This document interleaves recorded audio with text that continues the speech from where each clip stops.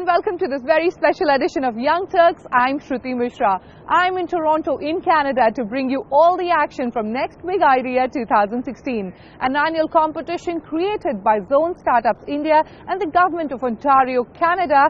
The Next Big Idea contest presents an opportunity for Indian tech startups to tap into the North American market.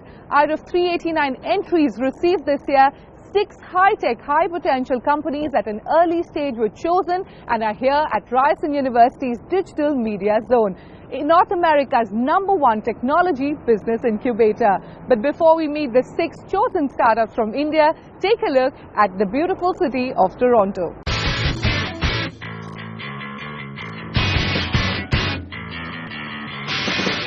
Toronto in Ontario, Canada is the 3rd largest tech hub in North America and presents an easier gateway to the larger North American market. Being multicultural at heart, Ontario is open to businesses and entrepreneurs, and even the cost of doing business is much lower. Having a strong pool of tech companies and startup incubators, the region provides a great support ecosystem for tech startups to scale. Currently in its 4th year, the Next Big Idea contest winners get access to local mentors, corporate and investor connects in Canada. Our winners have already spent over a week here, and it's now time to meet the 6 startups and find out what they have been up to.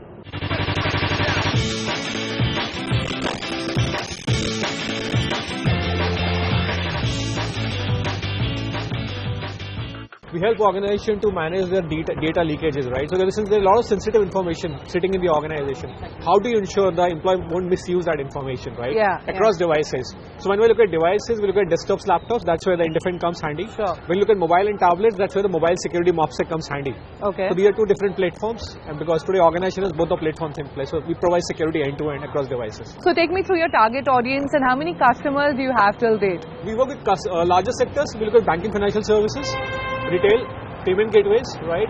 Even hospitality and hospitals, because a lot of information about people are lying in the corporate premise, right? Sure. They don't want this data to get leaked out or misused, right, in any form. So take me through the revenue model. How are you generating profits? We host the customer in data on these premises and offer this as a service and charge them year on year. Yeah. Right, so it's as simple as that. You have 100 employees in an organization, I'll charge you for 100 profiles.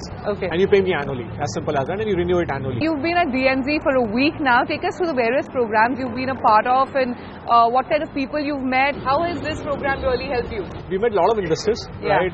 We met a lot of partners who we can help us to penetrate in this market, right? We met a lot of customers, in fact. 2 banks we met recently, in fact this week itself, and we talked about our product, what are the challenges they face from the cyber security standpoint and how we can plug those challenges with our product. Then we met a couple of investors. We made a first level pitch to them. What can we expect in 2017? Expand globally, I think, and definitely Canada we look as a thriving market for us. In last 1 week, I think we've gained a lot, right? We are going to launch 2 more products in early January to grow our market story. We're going to emphasize more on mobile and cloud. I think that's an area where we see a lot of challenges coming from the end customer side of it. We are looking at somewhere in the range of $1 million to $2 million in the next financial year as a growth strategy for the company. And I think the team is on track, business is on track, right? So it's going good.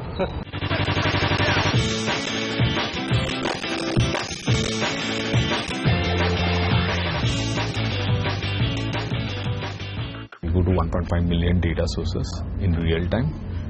We cluster that data. Most of the other competitors do not go to these many sources.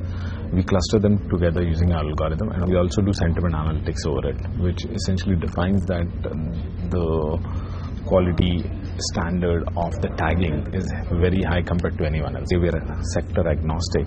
The reason is because a trader can use it, a bank can use it from a BI perspective, business intelligence perspective, a bank can use it from a risk perspective, a corporate can be using it from an awareness perspective. That's what's happening in the peer-to-peer groups.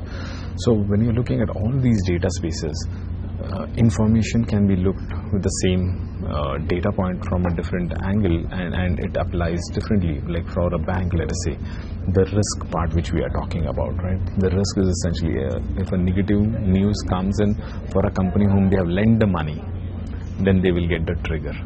A BI team in the bank would look at the same news and would say that, oh, there is a company who is going to grow, and that's an opportunity to lend money to them. So that's the business intelligence team of a bank. We are going to grow globally. In the next 2-3 years, we are looking at setting up an office in Japan, in Singapore, Hong Kong, and in Australia and the Middle East. So these are the next few steps which have been identified. However, the plan is on. We'll have to see how we go ahead with it.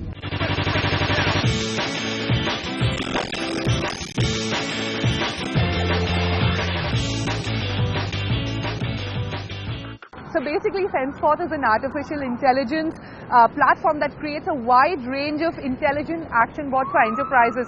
Tell me, how do these bots actually help your clients? Fundamentally, our vision is to make technology behave like a friend. Yeah. So based on that premise, we've built an AI platform that can put any company on steroids.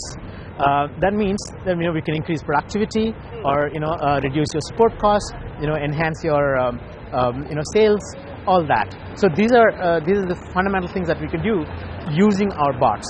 So our bots can not just address queries, but resolve issues, perform tasks, even help customers shop.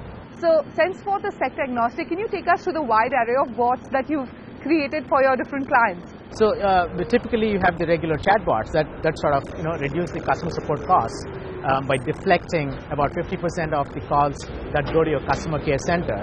That's one. And then we have the email bots that would read your emails, the thousands of emails that people write into your company. The bot reads those emails and then understands the intent of the user, even responds to those emails, or in some cases provide a response suggestions to the agents. That's one. We have a sales bot, a training bot, a remittances bot, an HR bot.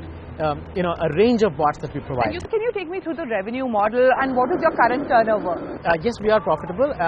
Now our revenue target for the next year, next financial year, is about 5 million. Okay. Yeah, so that's what we're aiming to do. And now the model in which we charge is based on volumes. The volume of queries that our bots process on a monthly basis, that's how we charge our clients.